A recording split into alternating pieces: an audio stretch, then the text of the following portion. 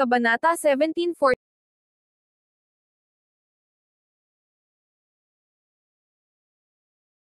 Kabanata 1741. Kinabukasan, ang mga alagad mula sa Alpha Sect ay nagtipon-tipon sa paligid ng Destiny Stage, pinupuno ang lugar. Suot ang asul na damit, tumayo si Conroy ng matuwid sa entablado. Mukhang mayabang na nakayakap ang mga braso sa kanyang dibdib at may ngiti sa kanyang mukha, tinanggap niya ang palakpakan at paghanga ng mga apprentice sa ibaba. Tulad ng inaasahan sa isang top 100 na eksperto, naglalabas si Conroy ng hindi matatalong enerhiya. Si Conroy ay matalino at malakas. Madali siyang mananalo dito. Mamatay akong walang pagsisisi kung makakamit ko ang pag-ibig ni Conroy. Ang ilang mga babaeng disipulo ay namula, ang kanilang mga mata ay puno ng paghanga habang pinagmamasdan ang gwapong si Conroy sa entablado. Nakatayo sa entablado, nalulugod si Conroy sa mga papuri ng lahat. Ang lahat ng nasa isip niya ay ang magandang mukha ni Leyley, ang kahanga-hangang katawan nito, at ang mga masiglang dibdib. Sa lihim, nangako siyang makipagsaya sa napakagandang babaeng iyon. Tumatakbo ang oras, pero wala pa ring bakas ni Sebastian. Hindi ba pupunta si Sebastian dahil natatakot siya? May isang humalaklak. Sabi ko na sayo, mahiyain siya. Wala siyang lakas ng loob na makipagdialogo. Ang lahat ay abala, inaakalang tumakas si Sebastian sa huling sandali. Si Conroy ay nagalak sa kanyang puso, iniisip na wala ng lakas ng loob si Sebastian na dumating. Kapag naalis na niya ito, magiging kanya na si Leyley. Nang akala ng lahat na hindi darating si Sebastian, dahan-dahan siyang lumakad papalapit. Walang emosyon, siya'y umakyat sa Destiny Stage ng matatag ang mga hakbang. Ang kasiyahan sa mukha ni Conroy ay agad na nagyelo at nawala, pinalitan ng masama. Ang mga tao ay nag-ingay nang makita si Sebastian. Talagang nagpakita siya. Ang tapang nun. Dumating din sina Leyley at Sheena sa oras na ito. Parang sanga ng kawayan sa hangin, si Leyley ay may maayos na pangangatawan at payat na baywang. Ang suot niyang damit ay pinatingkad ang kanyang mga kurba, at bawat hakbang na kanyang ginawa ay tila mahiwaga. Kahit na nakasuot siya ng belo sa kanyang mukha, ang kanyang mga nakabukas na mata ay kumikislap na parang mga bituin, nagliliwanag ng malamig na distansya at karangyaan. Sa ilalim ng belo, bahagyang makikita ang kanyang matangos na baba at maputing balat. Ang mga tao ay maaari nang isipin kung gaano siya kaganda sa ilalim ng belo. Ang kanyang mahaba at maayos na leeg at mga balikat ay nakakamangha, naglalabas ng hindi mapigil ang alindog. Samantala, si Sheena ay bata, masigla, at maayos. Ang kanyang maputing balat at malinaw na mga mata ay nagpapakita ng inosensya ng isang batang babae. Mayroon siyang kaakit-akit na mukha at mapupulang labi na tila may pagkapetesh. Kahit hindi pa siya ganap na namumukadkad sa pisikal na anyo, mayroon siyang pinong anyo at puno ng kabataan. Ang lahat ng mata ay nakatutok sa dalawang babae. Sila ba ang mga babae sa tabi ni Sebastian? Kahit na may belo si Leyley, sapat na ang kanyang estilo at masiglang mga mata upang mag-iwan ng impresyon. Bata pa si Sheena, pero maganda rin siya. Siguradong magiging napakaganda niya paglaki. Iyan ang dahilan kung bakit gustong hamanin ni Conroy si Sebastian. Mukhang ginawa niya ito dahil sa mga babae. Huwag mo siyang sisihin. Ang mga babae ay napakaganda, lalo na yung babae na may belo.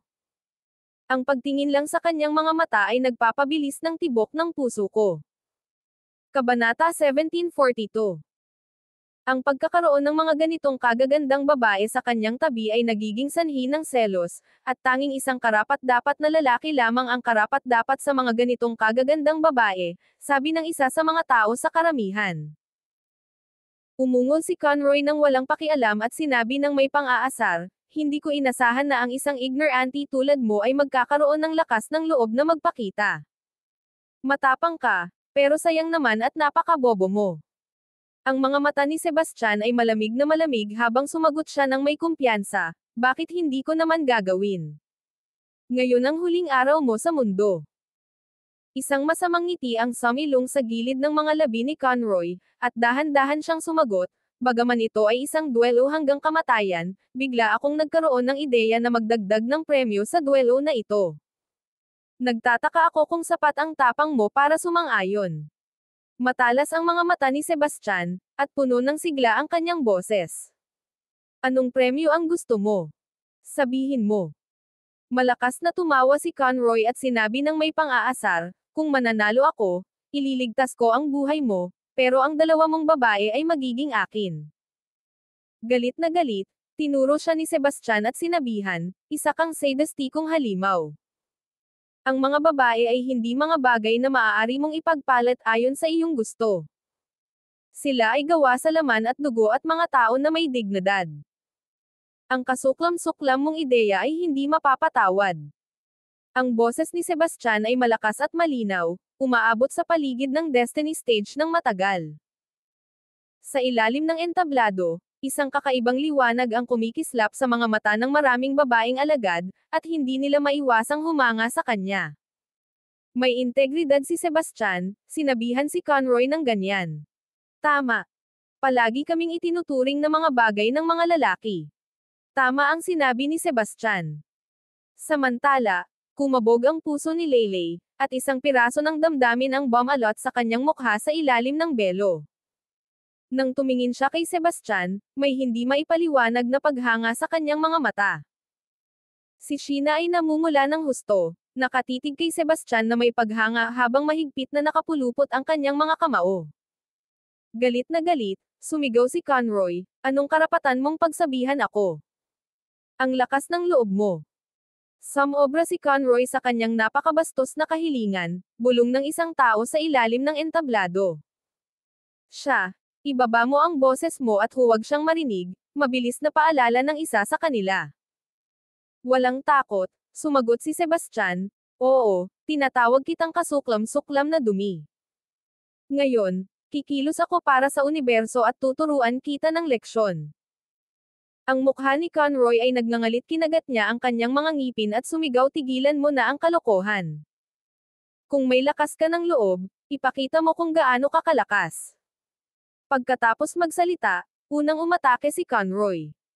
Malakas na espiritual na enerhiya ang sumabog mula sa kanya at rumagasa patungo kay Sebastian na parang bumabagsak na alon. Isang asol na liwanag ang kumislap sa kanyang kamay, at isang mahabang espada na kumikislap ng malamig na liwanag ang lumitaw. Bitbit ang nakasisilaw na enerhiya ng espada, sinaksak niya si Sebastian. Maging ang hangin ay hamyuni ng malakas nang dumaan ang enerhiya ng espada, at tila parang mapupunit ang hangin. Pinaikit ni Sebastian ang kanyang mga mata, ginamit ang phantom steps, at ang kanyang anyo ay agad na naging kasing hirap hulihin ng isang anino. Naglalakad siya ng hindi tiyak, madaling naiwasan ang nakamamatay na atake mula kay Conroy. Kasabay nito, isang itim at puting kulay na enerhiya ng espada mula sa Harmony Blade sa kanyang kamay ang sumabog at matinding nakipaglaban sa enerhiya ng espada ni Conroy. Matapos ang isang nakabibinging pagsabog, isang malakas na alon ng enerhiya ang kumalat sa lahat ng direksyon, pinapaikot ang alikabok, at kahit ang mga bato sa paligid ay lumipad dahil sa panginginig. Agad na nagsimula si Conroy ng isang nakamamatay na atake. Napakamasungit niyan, napabulalas ang isang tao sa ilalim ng entablado. Pero ang teknik ni Sebastian ay medyo kakaiba. Madali niyang naiwasan ang atake. Nang makita ni Conroy na hindi tumama ang kanyang atake, nagbago ang kanyang mukha at naging seryoso. Ipinakita niya ang kanyang espada ng may galit, pinapadami ang mga anino ng espada bago ito ihagis kay Sebastian. Bawat anino ng kanyang espada ay naglalaman ng nakamamatay na kapangyarihan, at ang espasyo ay bahagyang nanginginig habang ito'y dumaan. Kabanata 1743. Nang may kalmadong pag-iisip, si Sebastian ay mabilis na lumipat-lipat sa pagitan ng mga anino ng espada sa pamamagitan ng perpektong pagsasagawa ng phantom steps. Minsan, umiwas siya sa pamamagitan ng pagliko ng kanyang katawan, habang minsan naman, siya ay humaharang gamit ang kanyang espada. Patuloy na umuukit ang mga tunog ng pagkalansing kasabay ng mga spark. Tuwing may laban, kumikislap ang mga spark na parang paputok. Maganda ang paghawak ni Sebastian sa mga atake. Mukhang kaya niyang lumaban. Nagsimula ng mamangha ang mga tao sa mga galaw ni Sebastian. Nakita na hindi umuobra ang kanyang mga atake, sumigaw si Conroy ng galit, tanggapin mo ito. Rising Sea. Ang espiritual na enerhiya sa paligid niya ay nagsimulang mag-ikot ng mabangis hanggang ito ay naging umaagos na asol na dagat. Ang mga alon ay gamulong, bawat alon ay mas mataas kaysa sa nauna patungo kay Sebastian, parang maraming magigiting na halimaw ang umaatungal sa dagat, bumuhos ito ng may nakakatakot na lakas. Ngumiti ng pilyo, inihampas ni Sebastian ang Harmony Blade at umungal, Energy Slash. Isang higanteng itim at puting espada ng enerhiya ang hamati sa asol na dagat ng may nakasisilaw na lakas. Ang tubig dagat ay sumabog sa magkabilang panig at naging ulap sa hangin, nagre-refract sa isang bahaghari sa ilalim ng sikat ng araw. Ang galing-galing ni Sebastian sa mga galaw niya. Ang mga tao sa ibaba ng entablado ay namangha. Sumanghal si Conroy. Huwag kang magyabang. Nagngit-ngit ang kanyang mga ngipin, muling ginamit niya ang kanyang espiritual na enerhiya. Majestic Waves. Ang nahating dagat ay nagbunga ng napakaraming malalaking alon, bawat isa ay naglalaman ng nakakatakot na enerhiya, at rumagasa patungo kay Sebastian. Isang mababang ugong ang umuugong mula sa mga alon, at ang tunog nito ay nagdulot ng panginginig. Mukhang kalmado, agad na umatras si Sebastian ng mahigit 12 talampakan gamit ang Phantom Steps at muling hinawakan ang kanyang espada. Energy Slash. Isang malaking puwersa ang sumiklab mula sa Harmony Blade. Naging isang napakalaking alon ng enerhiya ito at sinipsip ang mga alon, pinaghati-hati ang mga ito. Nagkalat ang mga patak ng tubig sa lahat ng dako, at umulan ng malakas. Sa ngayon, ang langit ay natatakpan ng madidilim na ulap na may kidlat at kulog sa gitna. Ang hangin ay humuhuni rin, na parang puputulan nito ang Destiny Stage. Ang mga aftershock ng labanan ay malupit na yumanig sa mga nakapaligid na puno, at ang mga dahon ay bumagsak sa lupa. Ang lupa ay nanginginig din, at lumitaw ang malalalim na bitek. Si Conroy ay hingal na hingal, at ang mga ugat sa kanyang noo ay namumuo. Gayunpaman, hindi siya nagpasindak at sumigaw, "Reverse Waters." Ipinuhos niya ang kanyang espiritual na enerhiya ng labis sa kanyang espada, at isang malaking dragon na gawa sa tubig ang sumisid sa kalangitan. Ito'y umiikot at umuungal, tumatakbo patungo kay Sebastian na may mapanirang lakas. Saan man dumaan ang dragon ng tubig, ang hangin ay umiikot at sumabog ng malakas. Tumawa si Sebastian ng pabulong, at isang tingin ng determinasyon ang lumitaw sa kanyang mga mata. Pagbabaligtad ng mga elemento. Ang Harmony Blade ay kumikislap ng maliwanag habang ang mga itim at puting ilaw ay nagtatagpo sa isang mahiwagang pattern. Isang kakaiba ngunit malakas na enerhiya ang biglang sumiklab at marahas na nakipaglaban sa dragon ng tubig.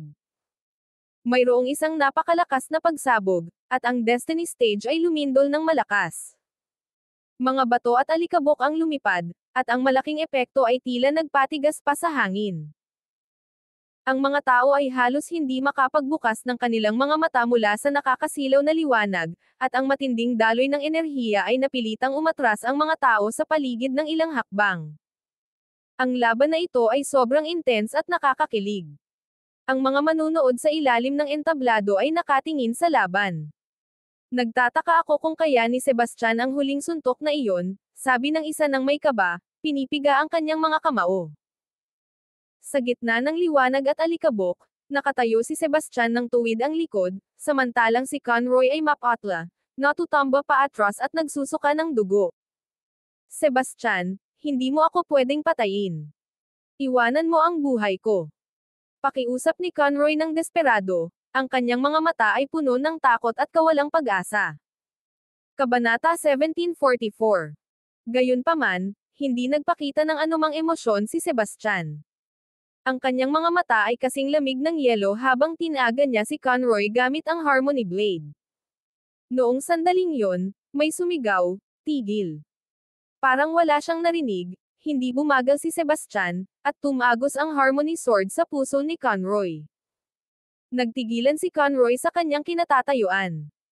Dahan-dahan, nawalan ng pokus ang kanyang mga mata habang unti-unting naubos ang buhay sa kanya. Biglaang nagkaroon ng katahimikan sa lugar dahil lahat ay labis na nagulat at walang masabi. Hindi ito posible. Si Conroy ay nasa ika-66 na pwesto sa top 100, pero pinatay siya ng isang baguhan na bagong sali lang. May isang nagmamasid ng nanginginig, puno ng kawalang paniniwala ang kanyang boses. Ang lahat ay napatingin kay Sebastian na parang naiinip, ang kanilang mga mata ay puno ng pagkabigla at paghanga. Samantala, si Leyley at Sheena ay nakatitig din dahil hindi nila inaasahang magiging napakamasakit na mapagpasyahan si Sebastian. Dahan-dahan, inilabas ni Sebastian ang Harmony Blade, at bumagsak ang katawan ni Conroy sa lupa. Itinaas niya ang kanyang ulo at tumingin sa paligid, ang kanyang titig ay nagpadala ng panginginig sa lahat. Hindi mo ba narinig ako nang tinanong kita na huminto? Isang boses na malakas na nagsalita, at isang lalaking nagngangalang Hansen McNeil ang lumapit kay Sebastian. May dala siyang malakas na enerhiya sa paligid niya, at ang lupa ay medyo nanginginig sa bawat hakbang na kanyang tinatahak. Matangkad at malapad, siya ay may matalim at matalas na tingin at nagmukhang isang mataas at makapangyarihang pinuno, mayabang at mapaghamak. Tumingin ng diretso sa kanya, sinabi ni Sebastian ng kalmado, "Narinig kita."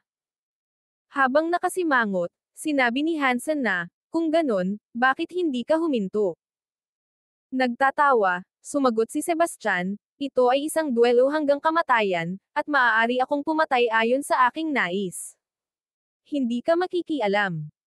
Ang kanyang pahayag ay nagalit kay Hansen, na pinalaki ang kanyang mga mata at sumigaw, "Anong lakas ng loob mo? Wala ni isang bagay sa loob ng Alpha Sect na hindi ko kayang pakialaman." Walang takot, sumagot si Sebastian, "Subukan mo at alamin kung makikialam ka sa akin o hindi." Biglang naging tense ang atmosfera. Hawak ang kanilang mga hininga, walang naglakas loob na gumawa ng ingay, nag-aalala na sila'y madadami sa papalapit na bagyo.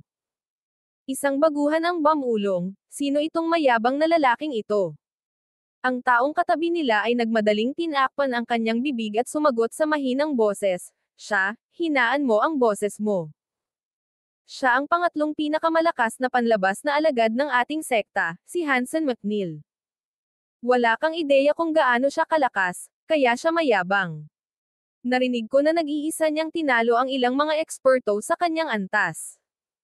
Sa isa sa kanyang mahihirap na misyon, nakatagpo siya ng isang bihirang kayamanan at mataas ang pagtingin sa kanya ng sekta. Kahit maraming mga alagad ang kailangang magpakita ng respeto sa kanya kapag nagkikita sila. Kaya naman siya'y makapangyarihan. Nang marinig ni Hansen ang mga ito, lalo pang naging masungit ang kanyang ekspresyon. Pinalaki ang kanyang mga mata, tinukso niya si Sebastian at sinaway, "Bata, kung hindi mo ako bibigyan ng kasiya siyang paliwanag ngayon, kalimutan mo na ang pag-alis sa entablado na ito." Ang ekspresyon sa mukha ni Sebastian ay nanatiling kalmado habang sinabi niya, "Paliwanag." "Inanyayahan ako ni Conroy sa isang duelo hanggang kamatayan, at pinatay ko siya dahil mas mahina siya kaysa sa akin. Iyan ang resulta. Sinasabi mo bang siya lang ang pinapayagang pumatay sa akin at hindi ako? Wala namang ganong batas sa mundong ito." Humalaklak si Hansen. "Umayos ka na. Ito ang Alpha Sect. Hindi ito lugar para sa isang baguhan tulad mo na magmalaki." Itinuwid ni Sebastian ang kanyang likod, nagsalita ng malakas ng walang takot, "Hindi ikaw ang magdedesisyon kung ako'y nagmamalaki o hindi. Kung kaya mo, maaari tayong maglaban." Dahil sa mga salita ni Sebastian, pinaganya ni Hansen ang kanyang espiritual na enerhiya, at isang nakakatakot na pagnanais na pumatay ang sumiklab mula sa kanya. Kabanata 1745. Parang sinapian ng Diyos ng digmaan, sumigaw si Sebastian ng galit, "Labanan mo ako. Wala akong kinatatakutan." Nagtagpo ang kanilang mga palad at nagliyab ng nakasisirang enerhiya. Ang alikabok ay sumayaw ng mabangis, at mga bato ay nagkalat sa paligid. Sebastian at Hansen ay parehong umatras ng isang hakbang. Ang ekspresyon ng huli ay seryoso, at ang kanyang mga mata ay puno ng kawalang paniniwala na may halong gulat. Samantala, ang mga manunood ay nagulat sa eksena, nakatitig na parang walang alam. Hindi ka panipaniwala na kayang tumanggap ni Sebastian ng ganitong kalakas na atake mula kay Hansen. Napakabihira nito. Isang hampas mula sa palad ni Hansen ay sapat na upang mabasag ang mga buto ng isang mid-stage Holy Lord Realm Master. Malinaw na si Hansen ay may balak pumatay sa pag-ataking ito, ngunit hindi ito naapektuhan ni Sebastian. Patuloy pa rin si Bang nakatitig kay Hansen ng malamig at mukhang hindi siya uurong. Paano? Sinalo ni Sebastian ang malakas na suntok na iyon. Diyos ko, nananaginip ba ako? Nakakagulat ito. Ang isang baguhan ay kasing husay na ni Hansen. Sa tingin ko, sobrang galit ni Hansen na baka magalit siya, sabi ng isang tao at tumawa. Ang batch na ito ng mga baguhan ay kahanga-hanga. Ang ilan ay nagulat, habang ang iba ay nag-aalala, at malapit nang magsimula ang isang malaking laban. Si Hansen ay palaging mayabang at hindi sumusunod sa mga patakaran. Sa kanyang mga mata, siya ang gumawa ng mga patakaran. Huwag mo akong pilitin, o hindi kita palalayain. Itinaas ni Sebastian ang kanyang ulo. Ang kanyang mga mata ay malamig, at matagal siyang nakatitig kay Hansen. Ang hangin sa paligid niya ay sobrang lamig na kayang magyelo ang lahat sa isang iglap. Noong mga sandaling iyon, matalas na naramdaman ni Hansen ang determinasyon ni Sebastian at naisip sa sarili, ang lalaking ito ay mahirap talunin, katulad ko. Mukhang hindi maiiwasan ang laban na ito. Sigurado akong makakapasok siya sa top 100 Billboard. Kung hindi, hindi niya sana nakayanan ang aking atake. Humalaklak siya, ang mukha ay puno ng paghamak at kay-abangan, na para bang lahat ay nasa kanyang kontrol. Napakaabnoy mo, pero pipilitin kitang umatake ngayon. Maya-maya, isang figure na nakasuot ng berdeng damit ang lumitaw sa harap ni Sebastian na parang hangin. Mayroon siyang makakapal na kilay, maliwanag na mga mata, at isang pambihirang estilo. Ang kanyang mga damit ay humahampas ng malumanay, na nagbigay sa kanya ng isang mala-espiritual na anyo. Hansen, wala ka bang kahihiyan? Paano mo nagawa na atakihin ang isang baguhan?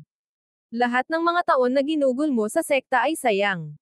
Wala kang pakialam dito, Freddy. Huwag ka nang makialam. Sigaw ni Hansen ng galit, ang kanyang mukha ay namumula sa pula, at ang mga ugat sa kanyang noo ay namumuo. Ito ay labas sa sekta, at ako ang responsable sa mga gawain ng panlabas na sekta. Kaya, may karapatan akong makialam. Hindi nagpatinag si Freddy Rosenberg, ang kanyang mga mata ay kasing matatag ng bakal, at nagdadala siya ng awtoridad na hindi matutunggali. Akala mo ba natatakot ako sa maliit mong kapangyarihan?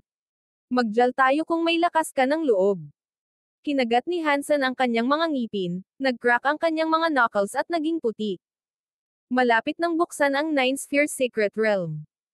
Kung ayaw mong ma-isolate, mas mabuti pang magpakabait ka. Kung hindi, wala kang pwesto sa Nine Spheres.